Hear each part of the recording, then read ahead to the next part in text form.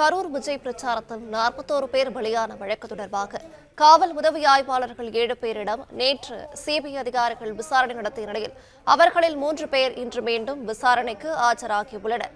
கூடுதல் விவரங்களை செய்தியாளர் அருள் செல்வன் வழங்க கேட்கலாம். அருள் செல்வன், வணக்கம். விவரங்களை சொல்லலாம். வணக்கம். கரூர் மாநகராட்சி உட்பட்ட வெள்ளச்சாமிபுரத்தில் கடந்த செப்டம்பர் 27 தாவேக்காவின் மக்கள் சந்திப்பு நிகழ்ச்சி நடைபெற்றது.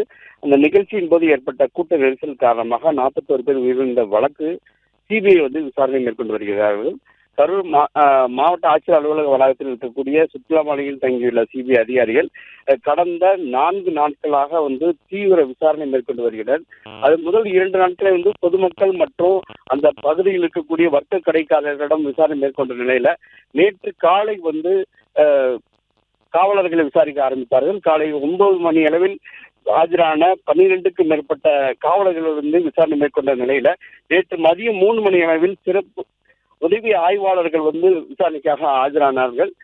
10 பேருக்கு சம்மன் வழங்கப்பட்டிருந்த நிலையில 7 அதிகாரிகள் மட்டுமே ஆஜரானாங்க. அவர்களிடம் இரவு 9 மணி வரை சுமார் 5 மணி நேரத்துக்கு மேலாக விசாரணை நடைபெற்ற நிலையில விவரங்களை வழங்கியமைக்கு நன்றி அருள் செல்வன்.